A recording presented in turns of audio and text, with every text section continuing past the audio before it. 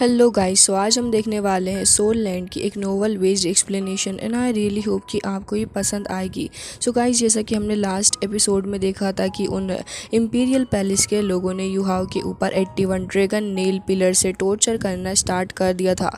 वो युहाओ को एक एक्सट्रीम लेवल तक पेन देना चाहते थे ताकि युहाओ ने जो गलती की है उसकी सज़ा उसे बहुत ही अच्छे से मिले। इसके अंदर इंपीरियल 5 स्क्वाड थी जिसके अंदर एक सोल एम्परर मास्टर भी था और उसके अलावा 4 सोल किंग्स भी मौजूद थे, जिसके साथ ही वो युहाओ को बहुत ही ज़्यादा तंग भी कर रहे थे और उसके ऊपर बहुत ही बुरे तरीके से बार बार टॉर्चर कर रहे थे। हालांकि युहाओ इन सभी को वार्न कर रहा था और कह रहा होता है कि तुम्हें मेरे पास में इतना सारा टॉर्चर करने का अधिकार आखिर किसने दिया है। तुम्हें ऐसा बिल्कुल भी नहीं करना चाहिए क्योंकि इसकी कॉन्सिक्वेंसेस बहुत ही ज़्यादा बुरे होने वाले हैं। लेकिन वो लोग बिल्कुल भी नहीं मान रहे होते और कह रहे होते हैं कि इससे हमें कोई भी लेना देना नहीं है, हमें जो ऑर्डर्स मिले हैं हम तो उन्हें पूरा करेंगे ही। जिसके साथ यहाँ पे युहाओ कह रहा होता है कि ठीक है, तुम जो करना चाहो वो कर सकते हो, लेकिन मैं तुम्हें बता देना चाहता हूँ कि ये बहुत ही ज़्यादा बुरा तुम मेरे साथ में कर रहे हो।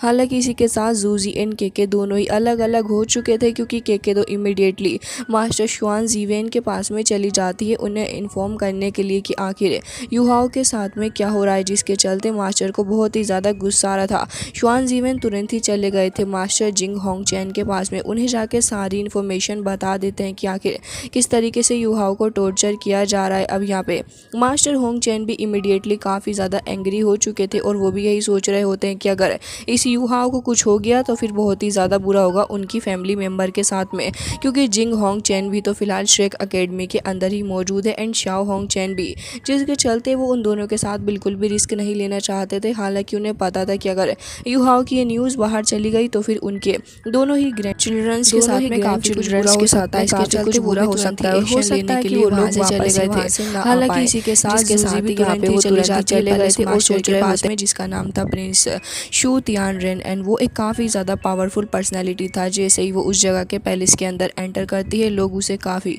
रिस्पेक्टफुली ट्रीट करने लग गए थे एंड वो बस यही चाहती थी कि कैसे भी करके युहाओ को वो संभाल पाए। हालांकि उसे बहुत ही अच्छे से पता था कि अगर शू तियान रेन के पास में वो जाएगी अपनी प्रॉब्लम लेके तो वो कुछ ही वक्त के अंदर उसकी प्रॉब्लम को सोल्व कर देगा और उसे परेशान होने की ज़रूरत बिल्कुल भी नहीं है। हालांकि इसी के साथ यहाँ पे उस प्रिंस के बारे में भी हमें थोड़ा सा ट्रेलर के अंदर देखने के लिए मिला था कि ये जो प्रिंस तियान रेन है वो एक काफ़ी ज़्यादा पावरफुल पर्सनैलिटी है, लेकिन इसी के साथ वो थोड़ा क्रिपल भी है एंड वो अपनी व्हील चेयर के ऊपर बैठा हुआ था। हालांकि इसी के साथ शू तियान रेन के कैरेक्टर एंड पर्सनैलिटी के बारे में भी हमें लास्ट एपिसोड के अंदर देखने के लिए मिला था एंड वो काफ़ी ज़्यादा पावरफुल पर्सनैलिटी देखने के लिए मिल रहा था। इवन उसका ऑरा काफ़ी ज़्यादा डोमिनेटिंग था। इसी के साथ उसका ऑरा देखने के बाद ये फील हो रहा था कि वाकई में इसके पास में अथॉरिटी है एंड ये एक काफ़ी ज़्यादा पावरफुल पर्सन है। नोवेल के डिस्क्रिप्शन के हिसाब से ही ये चीज़ हमें देखने के लिए मिलती है। हालांकि इसी के साथ शू तियान रेन इस लड़की जूजी के साथ में इतना ज़्यादा सिंसियर क्यों हो रहा है, इसका मेन रीज़न आपको जान के काफ़ी ज़्यादा हैरानी होगी। ऑल्सो तियान रेन काफ़ी ज़्यादा केयर उसके बारे में भी करता था। हालांकि जैसे ही जूजी उस जगह पे आती है तो सबसे पहले तो तियान रेन उसे काफ़ी रिस्पेक्टली ट्रीट कर रहा था एंड कह रहा होता है कि अच्छा तो तुम यहाँ पे आ गई हो। हालांकि उसे भी जूजी के बारे में पता था कि वो एक काफ़ी ज़्यादा हाई एम्बिशंस वाली लड़की एंड इसी के साथ गाइस वो ये चाहता है कि वो जूजी के साथ में शादी कर ले क्योंकि फ्यूचर के अंदर वो एक बहुत ही अच्छी वाइफ बन के उसके सामने आएगी। साथ ही वो यहाँ पे डुओलुओ कॉन्टिनेंट को भी एक साथ यूनिफाई करने में एक बहुत ही बड़ी भूमिका निभा सकती है। इसके अलावा भी यहाँ पे वो उसके सामने प्रपोजल रख देता है कि वो ज़रूर से उसकी हेल्प करेगा, लेकिन जूजी को उससे शादी करनी होगी। वो सारी चीज़ें उसके साथ में क्लियर कर देता है एंड कह रहा था कि तुम यहाँ की क्राउन प्रिंसेस बनोगी एंड सन मून एम्पायर के अंदर फ्यूचर में तुम्हारा काफ़ी ही ज़्यादा नाम होगा एंड मैं तुम्हें पता ही है कि तुम्हारे साथ हमेशा से ही सिंसियर रहा हूँ एंड ये मेरी एक रिक्वेस्ट भी तुम समझ सकती हो तुम्हारे लिए। हालांकि इसी के साथ जूजी के पास में कोई दूसरा ऑप्शन भी नहीं था एंड इसी के साथ वो फिलहाल तो शिंगलुआ एम्पायर के लोगों के साथ में बहुत ही खतरनाक वाला रिवेंज भी लेना चाहती थी एंड उसे पर्सनली एक डील काफ़ी ज़्यादा सही भी लग रही थी। हालांकि गाइस यहाँ पे उसके दिल में युहाओ के लिए काफ़ी सारी फीलिंग्स भी हैं, लेकिन ये प्रपोजल वो भी उसके लिए एक इम्पोर्टेंट प्रपोजल बन चुका है। हालांकि युहाओ से प्यार तो है, लेकिन इसके अलावा युहाओ इतनी बड़ी प्रॉब्लम में जो फंस चुका है उससे निकालना भी तो एक काफ़ी इंपॉर्टेंट चीज़ जूजी के लिए फ़िलहाल तो है। इसी के चलते वो उसके साथ हाथ मिला लेती है एंड यहाँ पे इन दोनों की डील हो जाती है कि यहाँ पे वो उससे शादी करेगी एंड उसकी जो सारी की सारी रिस्पॉन्सिबिलिटीज़ हैं वो भी संभालेगी एंड अच्छे लेवल पे लेकर जाएगी वो उसके एम्पायर को। दूसरी ओर यहाँ पे फ़िलहाल तो वो प्रिंस डिसाइड कर लेता है कि वो एक्शन लेगा। हालांकि इसी के साथ उसका in imperial sun and moon empire के लोगों के साथ में भी काफ़ी अच्छी खासी दुश्मनी थी, क्योंकि उन्हीं लोगों की वजह से ही तो प्रिंस फ़िलहाल तो इस व्हील चेयर के ऊपर बैठा पड़ा है एंड क्रिपल हो गया है। इसी के साथ कुछ पर्सनल इश्यूज़ भी उसके चल रहे हैं इन लोगों के साथ में, और वो कह रहा होता है कि तुम इस चीज़ को लेके बिल्कुल भी परेशान मत हो एंड इसके अलावा भी फ़िलहाल मैं तुम्हारी हेल्प करूँगा। हालांकि जो भी तुम्हारे सामने आएगा मैं उससे बहुत ही अच्छे से डील कर सकता हूँ। जिसके साथ ही दूसरी ओर युहाव के ऊपर अब टियर 10 के टॉर्चर स्टार्ट हो जाता है, वो भी 81 ड्रैगन पिलर्स के साथ में। युहाव अब यहाँ पे काफ़ी ज़्यादा चिल्लाने लग गया था, क्योंकि वहाँ पे काफ़ी बड़ी सी नाइफ आके उसको बहुत ही ज़्यादा बुरे तरीके से छलनी भी करने लग गई थी। युहाव चिल्ला रहा होता एंड ये सोच रहा था कि जिंग होंग चैन वो ज़रूर से ही आएगा उसको सेव करने के लिए। हालांकि इसी के साथ जब वहाँ पे होंग चैन आते हैं तो फिर वो उसे देख के काफ़ी गिल्टी फील कर रहे थे। इवन वो युहाव को फायर से भी बहुत ही बुरे तरीके से टॉर्चर कर रहे होते हैं एंड वो लोग युहाव को इंटरनली भी काफ़ी ज़्यादा बुरे तरीके से इंजर्ड कर रहे थे। ये देख के होंग चैन को काफ़ी गुस्सा आ चुका था एंड वो सोच रहा होता है इस इम्पीरियल इस कोड को तो एक लेसन सिखाना ही होगा, क्योंकि ये लोग अपनी हदों से कुछ ज़्यादा ही आगे जाके काम करने की कोशिश कर रहे हैं। होंग चैन भी वहाँ आ चुके थे और फिर यहाँ पे आने के बाद इन लोगों से कह रहे होते हैं कि आखिर तुम्हारी हिम्मत भी कैसे वो इस तरीके से किसी को भी उठा के उसके ऊपर इतना ज़्यादा सीरियस तरीके का इतना ख़तरनाक टॉर्चर करने की। हालांकि इसी के साथ वो बात कर रहे थे तभी वहाँ पे जूजी एंड प्रिंस शू तियानरेन की एंट्री हो जाती है। जैसे ही उसकी एंट्री आती है तभी वहाँ पर बहुत ही ज़्यादा ख़तरनाक तरीके से ये लोग उसको देखने लग गए थे। हालाँकि प्रिंस जो था उसका ऑरा ही अलग था, बल्कि यहाँ पर जैसे ही यहाँ पे इम्पीरियल गार्ड उसे देखते हैं वो काफ़ी ज़्यादा घबरा भी चुके थे। इससे इस बात का अंदाज़ा लगाया जा सकता है कि इवन प्रिंस अभी व्हील चेयर के ऊपर बैठा हुआ है, स्टिल ये लोग उससे इतना ज़्यादा घबरा रहे हैं। वो लोग वहीं पे अपना हाथ रोक देते हैं प्रिंस को देखने के बाद। हालांकि वहाँ पे एक बंदर जो खड़ा हुआ था वो अभी भी लगातार युहाव के ऊपर टॉर्चर कर रहा होता है। प्रिंस के सामने ऐसा शो करने की कोशिश कर रहा था क्योंकि उसे प्रिंस के होने ना होने से बिल्कुल भी फ़र्क नहीं पड़ता। इवन तभी यहाँ पे प्रिंस जो होता है वो अपने फिस्ट के थ्रू एक अटैक कर रहा था, और वो अटैक इतना ज़्यादा खतरनाक था कि वो इम्पीरियल गार्ड उसकी हालत बहुत ही ज़्यादा ख़राब हो जाती है। बल्कि इस मेथड के द्वारा उसकी हड्डी टूट चुकी थी, बल्कि उसकी बॉडी भी टुकड़ों में बट जाती और इधर गिर गई थी।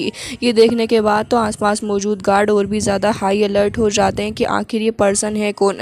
इवन जिंग होंग चैन उसने भी इतना ज़्यादा एक्सपेक्ट नहीं किया था, और वो यही सोच रहा होता है कि प्रिंस जो कि आज व्हील चेयर के ऊपर बैठा हुआ है ये इतना ज़्यादा स्ट्रॉन्ग है, अगर ये अपने पैरों पर खड़ा होता तो आखिर ये डिसेबल प्रिंस क्या क्या नहीं कर सकता था। वो होंग चैन इतने ज़्यादा इंप्रेस हो चुके थे कि उन्होंने तो अपना खुद का डिसीज़न भी बना लिया था। हालांकि इसी के साथ होंग चैन तुरंत ही मिंग डेड होल के अंदर चले जाते हैं। वहाँ पर जाने के बाद वो अपनी पोजीशन के बारे में काफ़ी ज़्यादा केयरफुली सोचने लग गए थे। इवन वो सन एंड मून एम्पायर के बारे में भी काफ़ी ज़्यादा सोचते एंड कह रहे थे कि आगे चल के हो सकता है कि हम लोगों को स्ट्रगल करना पड़े, लेकिन अगर मैं इस प्रिंस के साथ मिल जाऊँ तो फिर हो सकता है कि आगे चल के मेरा खुद का भी एक अलग ही जलवा। ये सब कुछ सोचते साथ ही उन्होंने एक काफ़ी बड़ा सा डिसीज़न ले लिया था। एंड इसी के साथ वो कह रहे थे क्यों ना वो इस शू तियानरेन के साथ ही मिल जाएं, ताकि जिस तरीके से शू तियानरेन से लोग डर रहे हैं उसी तरीके से उनसे भी सारे के सारे लोग डरें। एंड ये सारे के सारे मैटर को डिस्कस करने के लिए वो मास्टर माँ के पास में चले गए थे। एंड फिर वहाँ जाने के बाद वो इस मैटर के बारे में पूरे तरीके से बात करते हैं और सब कुछ क्लियर करते हुए कह रहे थे कि ठीक है मैं ज्वाइन करने जा रहा हूँ शू तियानरेन को। एंड ये सब कुछ कहने के बाद वो तुरंत ही वहाँ से चले गए थे। हालांकि इसी के साथ युहाव को भी रेस्क्यू कर लिया जाता है। जूजी उसके पास में आई थी, लेकिन यहाँ पर फिलहाल तो अपना युहाव होश के अंदर बिल्कुल भी नहीं था। जूजी यहाँ पे सारे के सारे मैटर के बारे में बैठ के सोच रही थी एंड ये सोच रही होती है कि अब जब उसने प्रपोजल एक्सेप्ट कर लिया है युहाव की जान बचाने के लिए, तो अब उसके पास में कोई दूसरा तरीका है नहीं, उसे यहाँ से युहाव को छोड़ कर जाना होगा। हालांकि युहाव अभी भी बेहोश था, लेकिन अभी भी वो फिर भी अपने प्यार का इजहार युहाव से कर देती है और कह रही थी कि मैं तुमसे बहुत ही ज़्यादा प्यार करने लगी हूँ, लेकिन अब फ़िलहाल कोई रास्ता मेरे पास है नहीं। ये कहते साथ ही वो थोड़ी इमोशनल भी हो जाती है और आगे बढ़ते हुए युहाव को अपना फर्स्ट किस कर ही लेती है, जिसके चलते यहाँ पे ये मोमेंट थोड़ा रोमांटिक सा हो चुका था, लेकिन सैड भी इक्वली ही होता है। ये सब कुछ करने के बाद वो कह रही थी कि ठीक है मैं उम्मीद करती हूँ कि फ्यूचर में तुम बहुत ही अच्छे से रहोगे and sun and moon empire के लोगों के साथ में तुम्हारे कोई ज़्यादा कॉन्फ्लिक्ट ना हो। एंड वो अपना सामान वगैरह कैरी करके उस जगह से निकल जाती है, क्योंकि उसे अब शू तियानरेन के साथ में ही रहना था।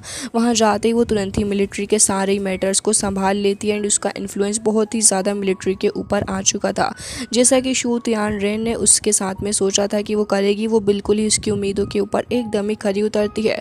उसने आर्मी को बहुत ही अच्छे से संभाल लिया था, बल्कि एक हायर पोजीशन वो एक आर्मी को देती है। इसी के साथ वो गॉडेस ऑफ वॉर भी बन चुकी थी, क्योंकि उसका जलवा ही इतना ज़्यादा हो चुका था। हालांकि युहाओ को इन सारी चीज़ों से क्या ही लेना देना था, वो तो सन एंड मून एम्पायर के अंदर आया इसीलिए था ताकि वो सोल टूल्स के बारे में पता लगा सके एंड इन सारी चीज़ों को स्टडी करने के बाद वो एक एडवांस लेवल के टूल को भी बनाए।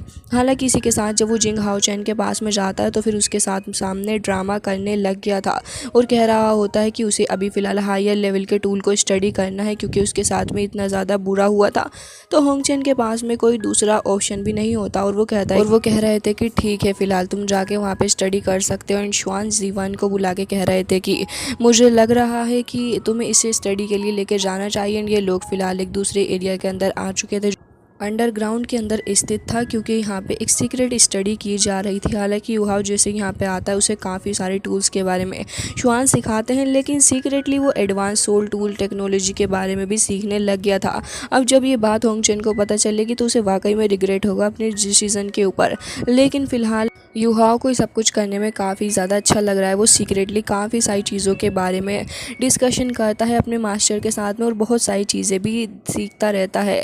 हालांकि इसी के साथ बहुत सारा वक्त निकल चुका था एंड टाइम काफ़ी ज़्यादा जल्दी पास हो जाता है, जहाँ पे काफ़ी वक्त होने के बाद युहाओ ने अपने सोल गाइड को काफ़ी अच्छे से पढ़ना सीख लिया था और वो हाई लेवल के टूल्स को भी बनाने लग जाता है।